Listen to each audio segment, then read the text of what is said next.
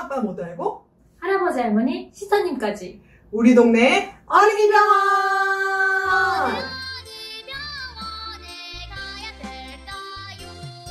소영아, 장난감은 친구들이랑 나눠서 노는 거야. 왜요? 어? 왜? 왜요? 아, 그래야지 친구들하고 즐겁게 놀 수 있는 거야. 왜요? 어? 아니, 친구랑 놀면 더 재밌지 않니? 왜요? 3, 2, 1. 아니, 왜라고 자꾸 얘기하지 말고 나눠서 그냥 놀아. 지금 너무 심취하신 거 아니에요, 선생님? 마지막에? 되게 힘들었어.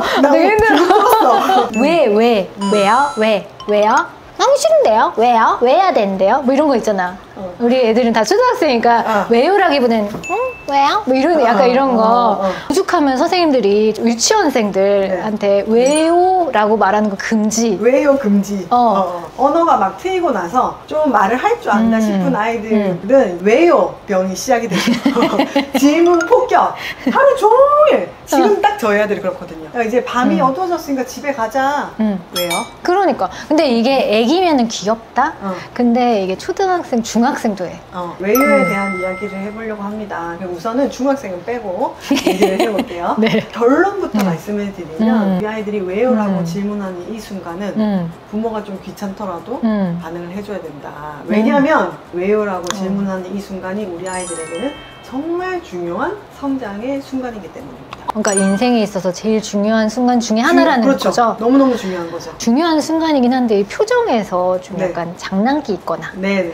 약간 이거 귀찮아서 그런 거거나 그런 걸 수도 있잖아요. 그럴 때도 있지만 우선적으로 생각을 해볼게요. 특히 우리 아이들이 많이 트이고 나서 어린이집 유치원 이 시기에 왜요 질문을 굉장히 많이 해요. 그때 이제 부모님의 역할이 상당히 중요한데요. 보통 우리가 왜요라고 질문을 할 때 어떨 때 왜요라는 질문을 하게 되나요? 근데 잘 이해가 안 되니까 맞아요. 설명해 주세요라고 물어볼 때 왜요라고 하죠. 그겁니다. 바로 그 포인트. 바로 이 아이들이 세상의 이치를 배우는 과정. 그러니까 보통 아이들이 질문하는 게 보호자들이 느끼기에는 너무 당연한 것들인 거예요. 밤에는 자야 된다든지 씻어야 된다든지 너무 당연한 것들인데 우리 아이들은 그 전에는 그냥 부모가 하라는 대로 했다가 점점 내가 하는 행동이나 그리고 내 주변을 둘러싼 규칙, 눈에 보이지 않는 세상이 돌아가는 원리나 섭리, 현상 이런 거에 대해서 궁금해한단 말이에요. 그리고 궁금해하고 이해를 하고 싶어 하는 거예요. 그러니까 하늘에서 왜 비가 내려와요? 이런 질문들이 그냥 하늘에서 비가 내려오는구나가 아니라 뭔가 세상에 대해서 궁금해하고 당연시 여기지 않고 그걸 이해하려고 노력하는 거죠. 자동차를 처음에 알게 됐어요. 아, 바퀴가 4개 달리고 굴릴 수 있으면 자동차구나. 날개가 달린 거면 비행기구나. 그냥 그 팩트 자체 그냥 받아들였다면 이제는 자동차는 어떻게 굴러가지? 비행기는 어떻게 나는 거지? 그런 식으로 그 원리에 대해서 궁금증이 생기는 거죠. 그러다 보면은 꼬리에 꼬리를 물고 질문을 계속 하게 되는 거죠.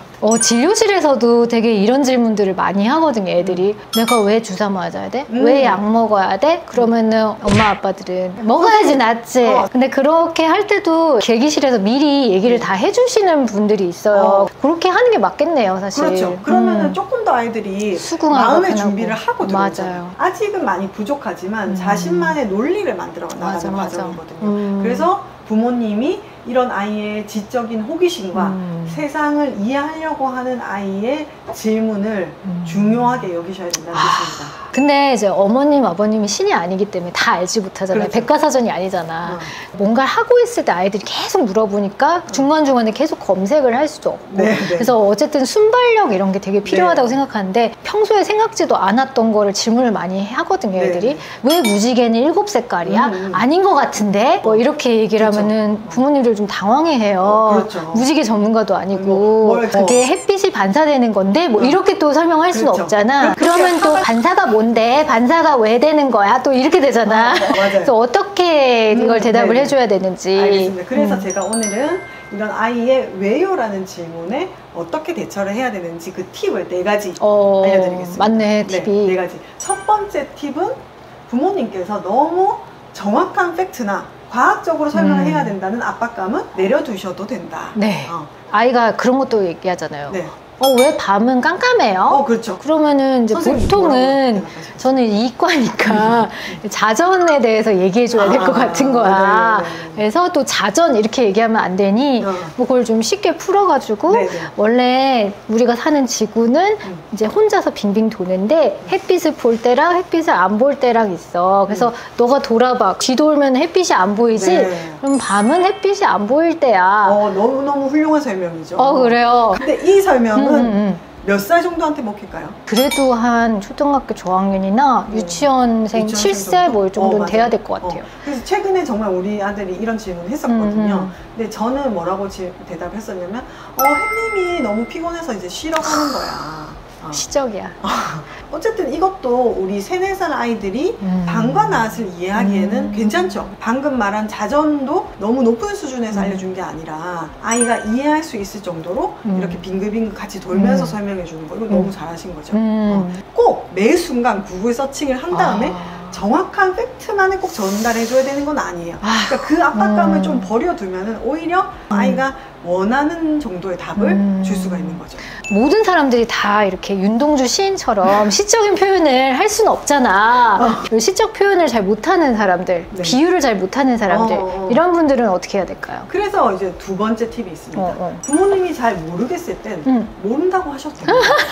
잘 모르겠거나 아니면 엄마가 너무 바쁘거나 팩트를 알려주고 싶은데 정확하지 않을 때는 잠깐 기다려봐. 아니면 엄마가 좀 고민해보고 알려줄게. 그거는 같이 알아볼까? 엄마도 그거 궁금했었는데.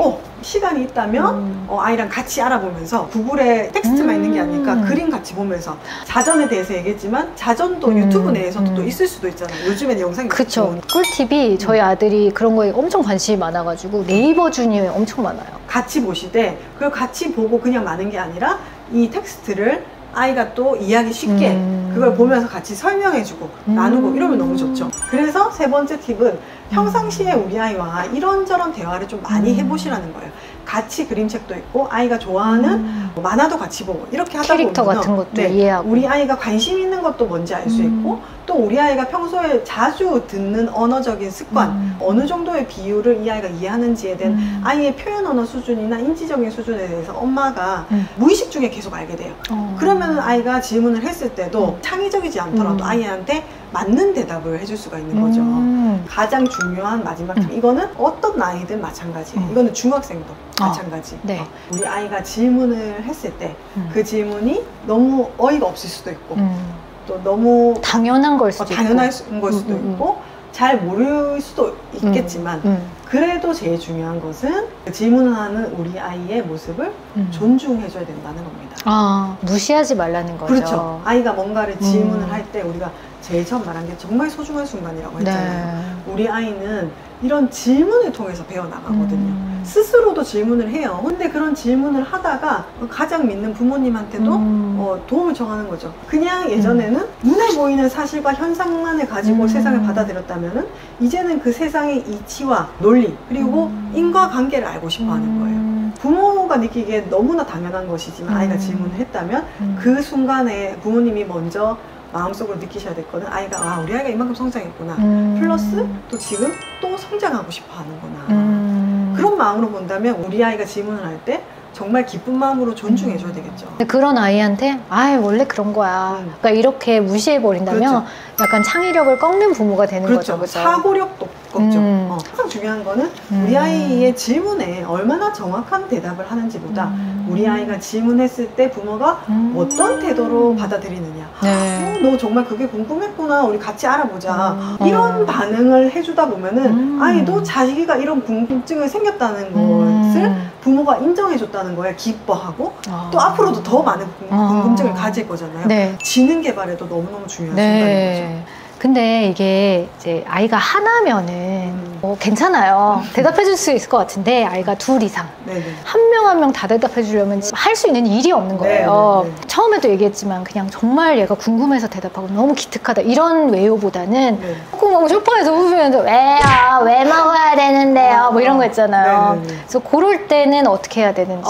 그래서 이 2편도 준비했죠. 우리는 현실 육아도 중요하잖아요. 그러니까. 이론은 아셔야 됩니다. 네. 이 순간이 왜 중요한지, 얼마나 소중한 순간인지는 우리 마음속에 그치. 항상 깊이 베이스로 깔고 가고 그치. 이걸 어떻게 활용하는지, 언제는 안 해도 되는지 이것까지 제가 2편에서 준비했으니까 나 그게 더 기대돼. 네, 기대해주세요. 네.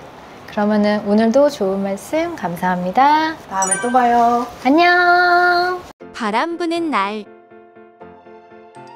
왜 나뭇잎은 떨어지는 거야? 겨울 되면 나뭇잎이 수명이 다해가지고 추운 날이나 바람 불 때 땅에 떨어져. 왜요? 땅에 떨어지면 썩어서 흙이 돼. 왜요? 흙이 되면 나무한테 영양분을 준단다. 왜요? 나무에 영양분을 주면 추운 겨울을 버티게 해주고 따뜻한 날에 새로운 나뭇잎으로 다시 태어나게 돼. 바람 분 다음 날. 야, 나뭇잎 많이 떨어졌네. 왜요? 어제 아빠가 나뭇잎이 떨어지면 어떻게 된다 그랬지? 나뭇가지에 영양분으로 다시 태어나요.